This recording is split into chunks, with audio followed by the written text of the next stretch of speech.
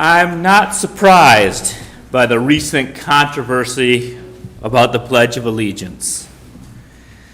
The bipartisan response to the ruling has been that it has been ridiculous. It's amazing that those who critique the ruling go straight to name-calling and never address the merits of the case. Either the phrase, "under God," is an endorsement of religion, or it is not. If it is not, then we must wonder why so many religious people are fighting to keep it in our state-sponsored schools. And if it is a meaningless phrase, why not let it go? If they believe that it is a meaningful religious phrase, then it cannot be part of a state-sponsored recitation.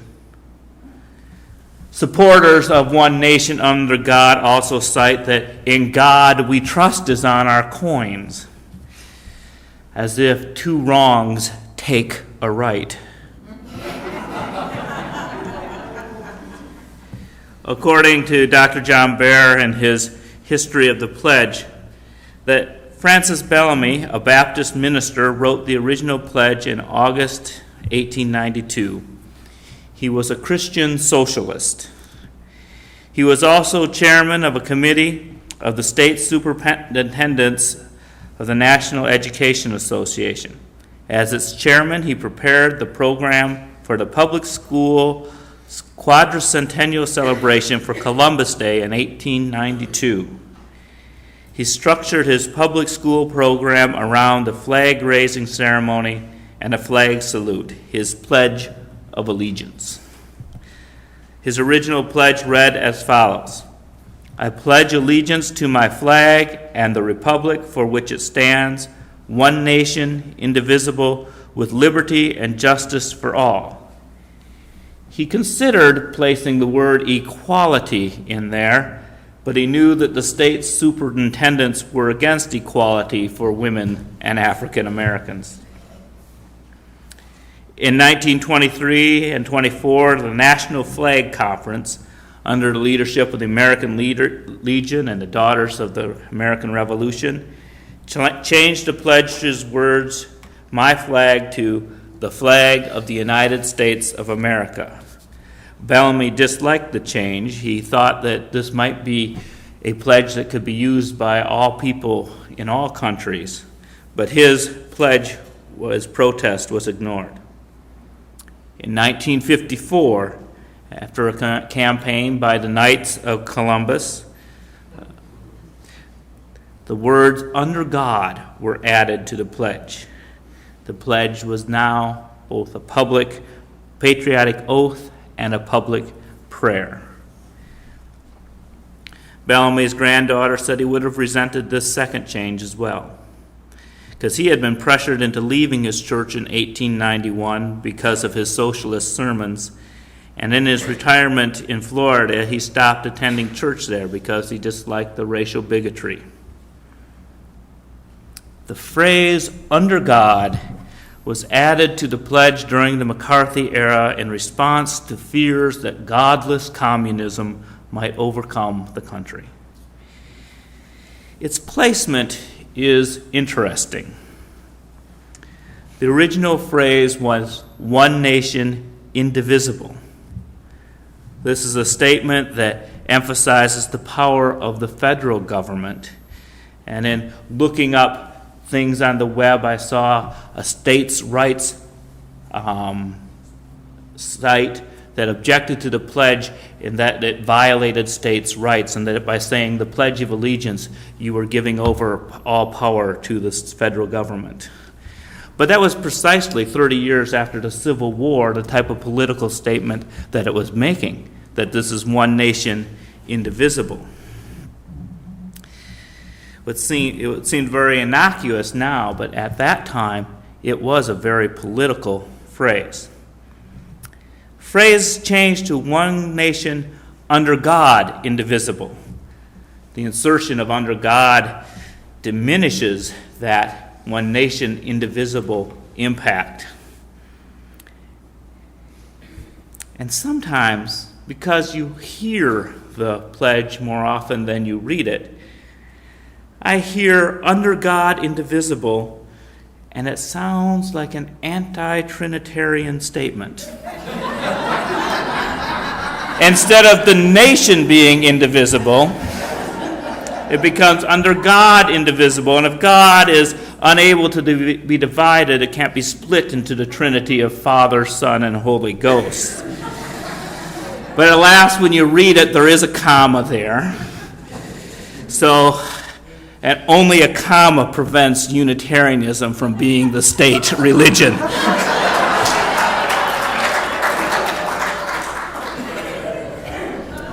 It has been said that saying the pledge does not violate our civil rights because our rights come from God, as in the Declaration of Independence.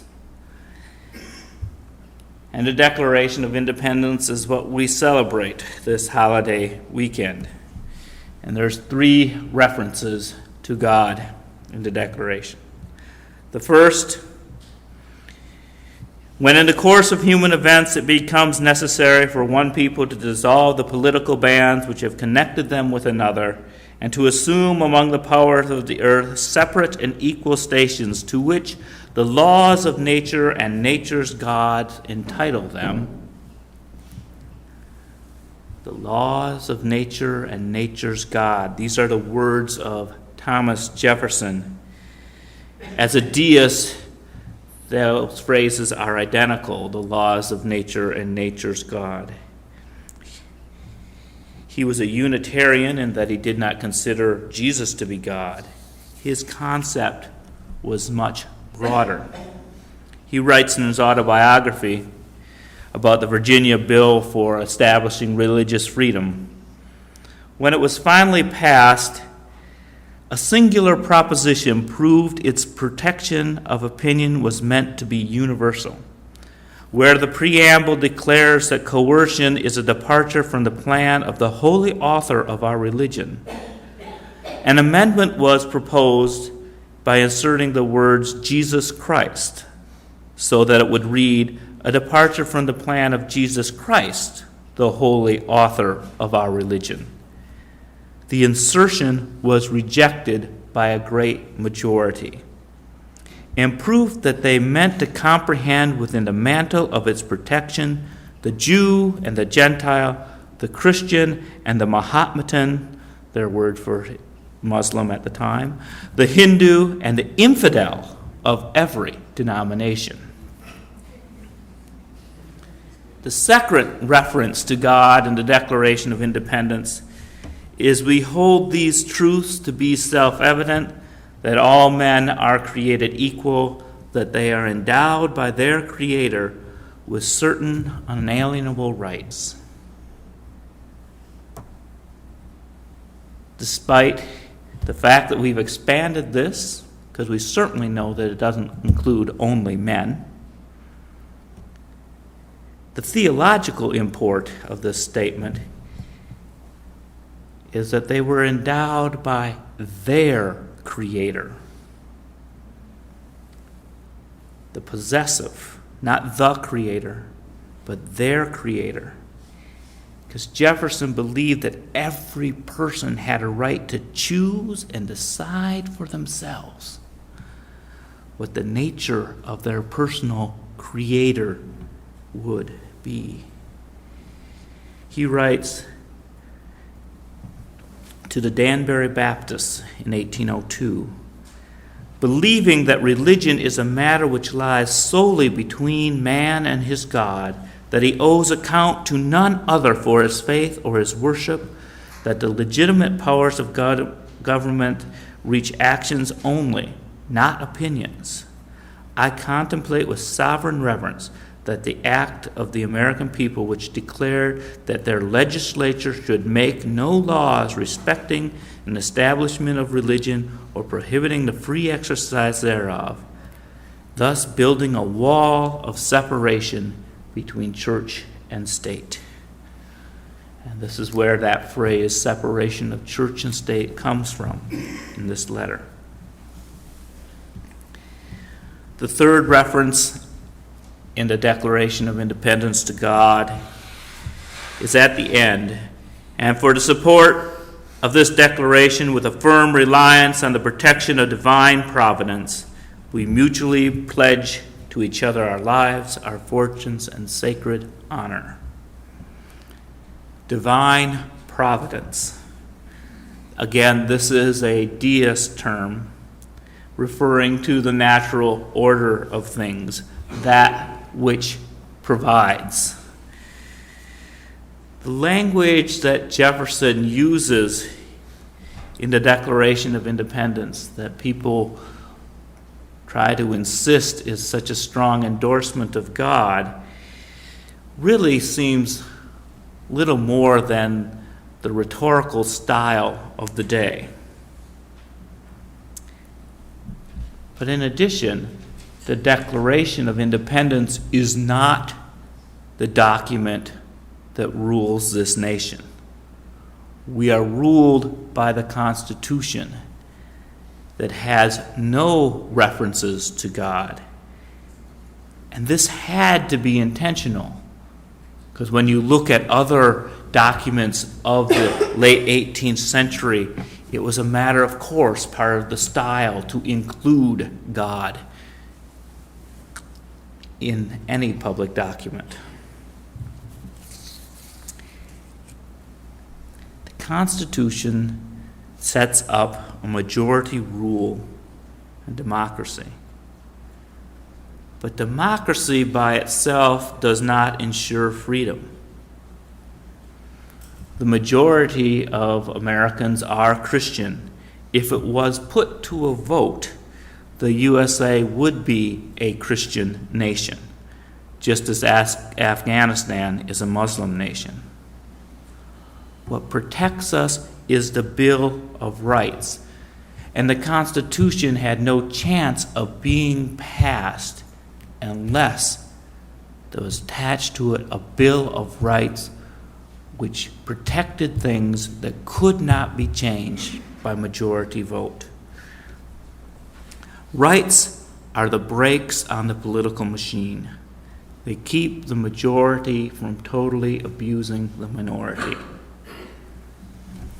Rights seem to refer to some higher law that cannot be violated, even if the majority wills it. And as such, the courts are not democratic. Their job is to see if the rights are violated. It was the courts that recognized that segregation violated basic human rights long before a majority of American people did. The court in California recognized that the Pledge of Allegiance violates the right of religious freedom and the separation of church and state. But public pressure did cause the judge to put a stay on his ruling until the Supreme Court rules. And if the Supreme Court overturns the ruling, it will have to use some interesting logic. And this logic has been used at times to allow the public display of nativity scenes.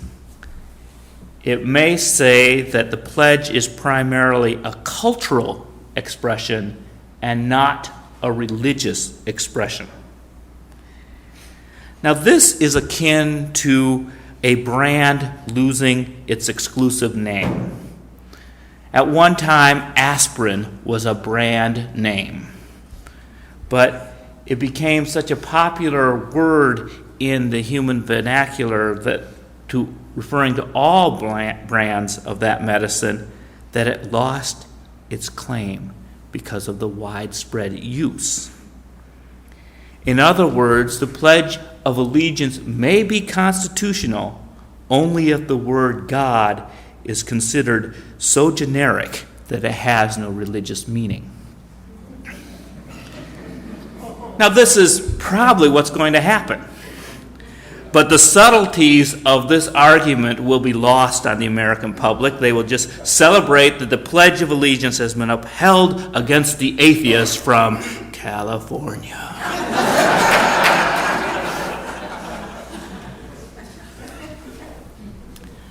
How do we, as a religious minority, live in this society? The words of Frederick Douglass that we read before the sermon have import here. Do we fight against every encroachment of our right to exist, or do we wait only for the big threats? And I imagine among this room there's a wide divergence of opinion of whether the Pledge of Allegiance in our school is a big threat or a minor threat, or no threat at all. The Under God clause remained unchallenged for years because on one level it seems like a petty issue. But now it's become so entrenched in American society that if one mentions the Constitution, one is deemed not to be a patriot. The religious right is resorting to bullying and name-calling. The senators stand on the steps of the Capitol and recite the pledge. I heard one of the liberal biased press say, well, they all got a free pander this week. I did not hear any coming out to defend the Constitution. They were afraid of losing votes. There has been an increase in this country of people who wish to claim that their particular exclusive expression of Christianity is the only valid religion. Where should the line be drawn? If there is a wall of separation between church and state, where does that wall get placed? In 2000, both the Republican and Democratic candidates were for giving money to faith-based charities. Unitarian Universalists and some Christian conservatives argued against it. We were concerned about the separation of church and state, and they were concerned about Islamic groups and other cults, perhaps like us, getting a hold of government money. So the idea has been put on hold for a while. Politics indeed makes strange bedfellows. In schools, it's difficult to where to draw the line. The Supreme Court ruled that vouchers are okay, giving state money to religious-run schools, and that's something that is new in the public school and our elementary school level, but it's something that's been occurring since World War II under the GI Bill, that any adult who got this money could go to any college that was accredited, whether it was religious-sponsored or not. So is this a new violation? Is it a non-violation? I have my opinions, and I'm going to be eliciting yours later. And then I believe that it should be okay to teach children about various religious practices as part of a social studies curriculum in our public schools. But I am very frightened that the teachers who teach would editorialize and somehow convey that their form of Christianity is really superior to all these other forms. So I don't know how to write a law for that.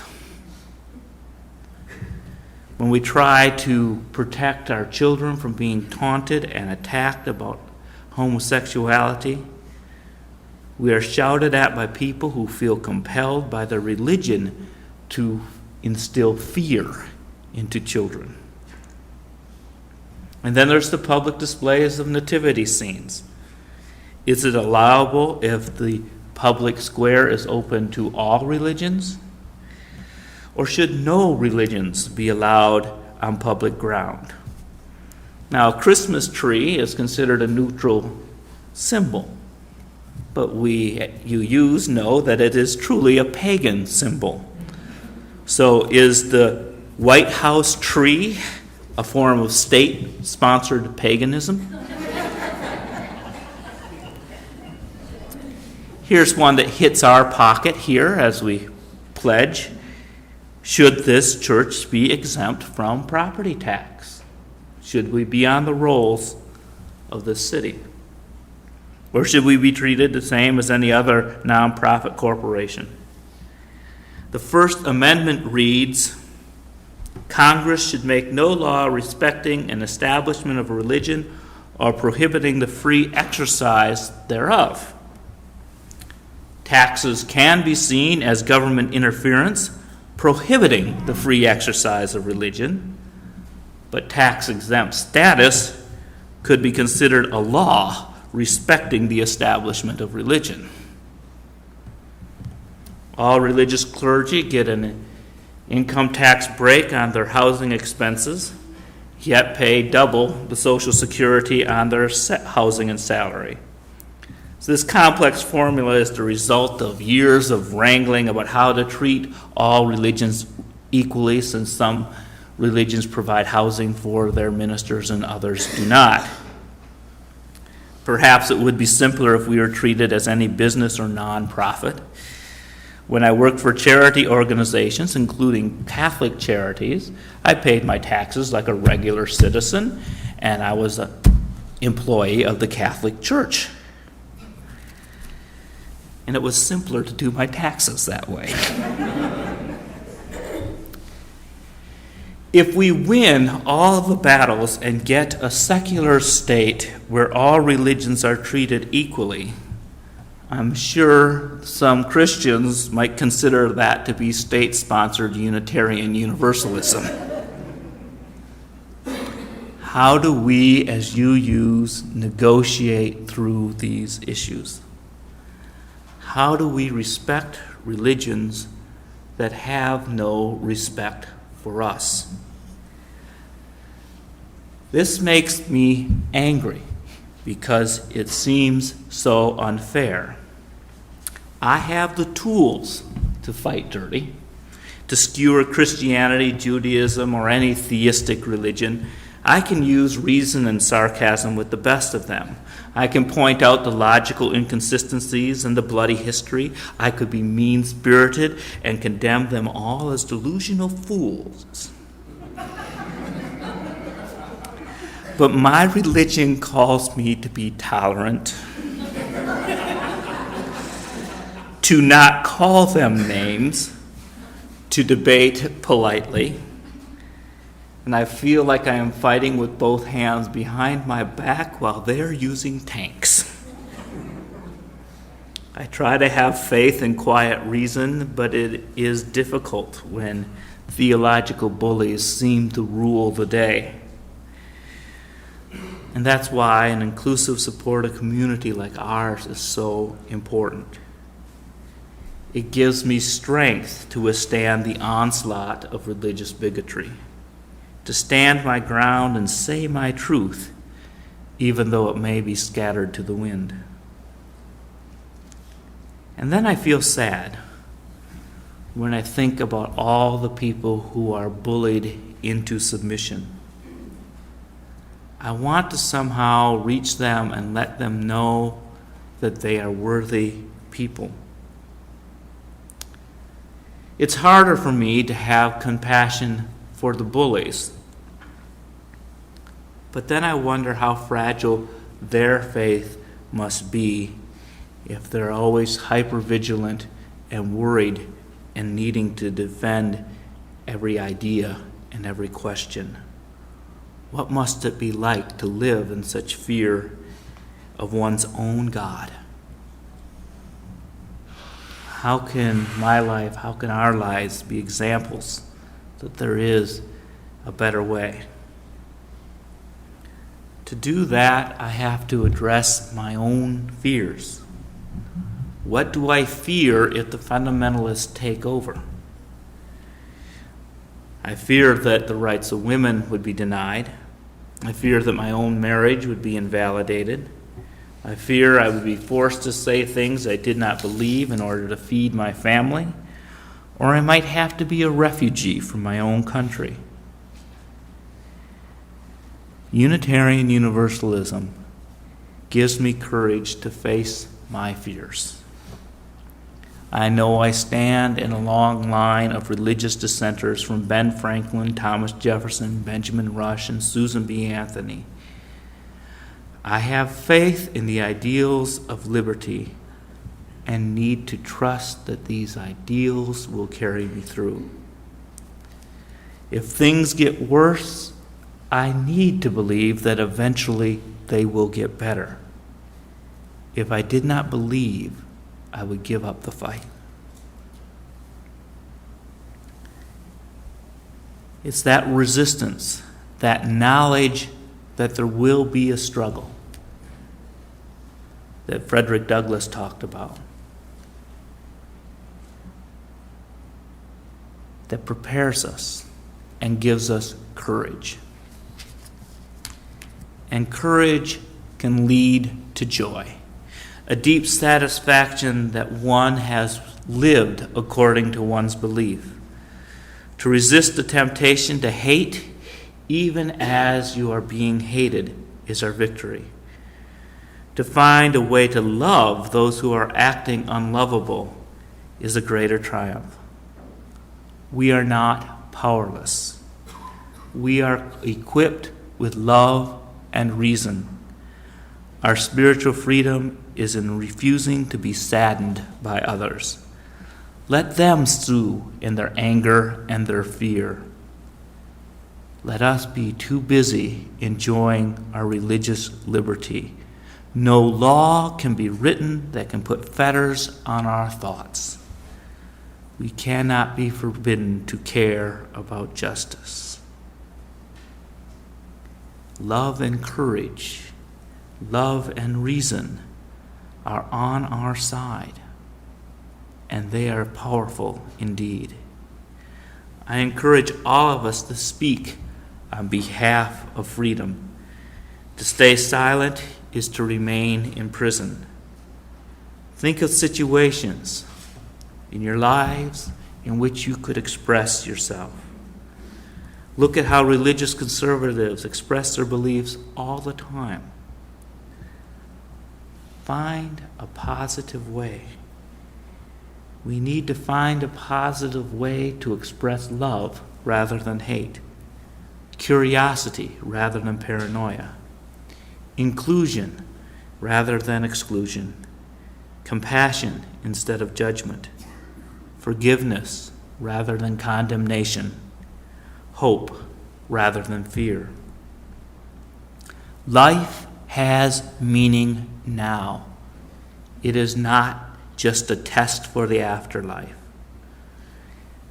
I ask you to consider the songs that we sang today or will sing, and feel the fierce unrest in your heart, the eager wish to soar. Our practical reason keeps us in touch with the earth. Our love causes our spirits to fly. May we see where we can give, for this is what it means to live. I ask you now to express your religious freedom. Alan. I really like your idea of teaching religious tolerance and knowledge and racial tolerance in school. I really wish schools would be better trusted to do that properly. I think at the elementary school level perhaps, but I'm already well aware that despite public policies of the contrary, teachers editorialize on religion already, even though it's forbidden. I think that's really the other comment is that it's really kind of amazing to me, and it's sort of striking in sort of a strategically odd time to be arguing this issue about pledge of allegiance in California at a time when there's flags in every bunker. I think a better time to push it. Charlie, you know I grew up on military bases, so I had an interesting thought though as I was thinking about all the times that we stood up these most classrooms on military bases start off with the Pledge of Allegiance. That was one of the few times when I think all the children felt on an equal playing field. You know, there was always someone's father who was a lieutenant or captain or colonel. There were always people who were smarter. But when we did that, somehow everyone was on the equal field. Similar to here, where even though we're all different, we do different things, we come from different social statuses, we're here for the same thing. I remember a different experience in my elementary school that we all made fun of David, who was a Jehovah's Witness, who didn't say the pledge because their belief was that it was idolatrous.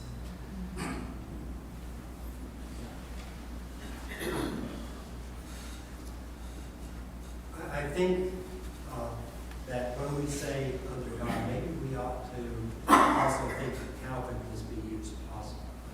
When we say one nation under God, and we ask them, what would Jesus say? What would the covenant call you to do? What would Muhammad and Allah call people to do? So if we are under God, does each one of us, Christian, Jew, Unitarian, whoever considers themselves to be under God, are you living? And are you demanding that your government actually is that you are under God? As you understand it. I asked, my husband said, of course, I remember too when this came into the schools, you know, and he said that from the very beginning he would not say the under God. And I said, well, how did you know? It was only like 8 or 9. I didn't figure out exactly. And he said, well, I didn't even know how to believe in God. So I think that's a real challenge that people don't ever think of. So this dissenter grew up to be a rabbi. Never know. How could one obtain a copy of your sermon? Do send them on the internet for people who do not have the internet. Just I can make copies available just by writing them off on our machine in the office. You nullified two of my favorite tools, which are hatred and paranoia.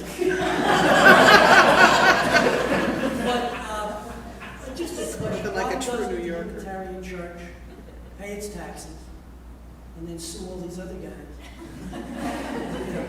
And push that up to the Supreme Court. That's an interesting way of dealing with the Goliaths. Yeah, and that probably goes to that thing that money is money, and so that's Just responding to this, I know of at least The one, hatred or the paranoia? I know of at least one instance in which 2 UU churches and a Methodist church in California temporarily chose to pay their taxes. This was back in the 1950s, at the time when the state of California, in its wisdom, decided that churches should sign loyalty oaths. And at that time, the First Unitarian Church of Berkeley, the First Unitarian Church of Los Angeles, and the Methodist Church in San Leandro, California, took the matter to court, and of course, in so doing, agreed to pay their taxes and to refuse to sign the oath, but took the requirement of signing the oath to court. And happily, the 3 churches that had the courage to take it to court had their day in court and won. The loyalty oath was struck down, but it reverted back to paying.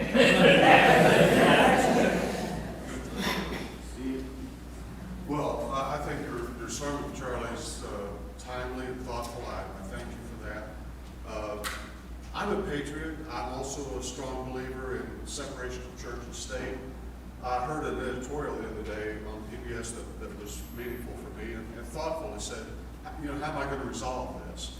And his suggestion was, and I think this will work for me. I haven't had an opportunity to try it yet, but to, when it comes time for the pledge, to stand at attention with your hand over your heart, but to remain silent.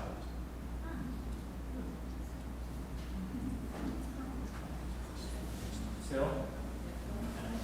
I've been wrestling with this thing since I was a Boy Scout, which goes back a few years, and now as a UU, of the under God piece, because I have always struggled with that definition for shared it with many of you, and I don't believe I'm an atheist, but I know there are enough atheists out there that we need to reconsider this whole issue. On the other hand, the piece that I struggle with is the ethics of our culture. And I think implied in this whole thing at a whole nother level is that piece of ethics. What are the right ethics for us as a society? And how do we teach that? For me, it's kind of implied in the under God because of the things I learned in my Christian upbringing. And I'm really concerned as a society as we progress and we make more and more secular and more materialism as the center core of our society, that we're losing the very heart of what makes us really human beings. I get some of that from UUism. What concerns me is if we rob ourselves of this guiding light under God for so many people, that we really ruin our culture in some insidious way. And I'd like to have us look at that as, what are we going to replace it with? Yeah, it's really true that whenever we stand as a witness, as a faith, that you can take away some of that language and still have the ideals that God can represent, the love, the justice, the hope. But a lot of people don't even realize that's a possibility. So taking away those words is a very strong fear response. Just a couple more. I saw Tom and I see Annette, and then we kind of wrap up. You had your hand up. I did. I ignored you about 3 or 4 times. So. Just another aspect is looking at the pledge as not so much the under God part, but just in general as a loyalty, as George talked about. Is that not, in fact, a loyalty oath that our little kids that swear an oath every morning? Do you have any problem with that? That is I had never given that much thought, but as a loyalty oath, and pledging to the flag, it's an interesting thing because I have the idea of why it's the flag and not the Constitution, and I'm sure there are many more comments, but we'll have to share those at coffee hour. Sometimes I don't hear what's already been said, so forgive me if I'm repeating, but there's a few of us who are old enough, who we grew up without having to have that. And our country was at such and such a level, I'm not so sure that it has become all that much better. So I just felt it was the voice, and I was always hard to say new. But I just, why it was put in was a time of our country that was worried about bad people coming after us. And it'll never change now, I don't think, because of the movement that our country is going through. And what's Trump trying to say? I'm not sure that putting that in made people better. Let us join in singing hymn number 301, Touch the Earth, Reach the Sky.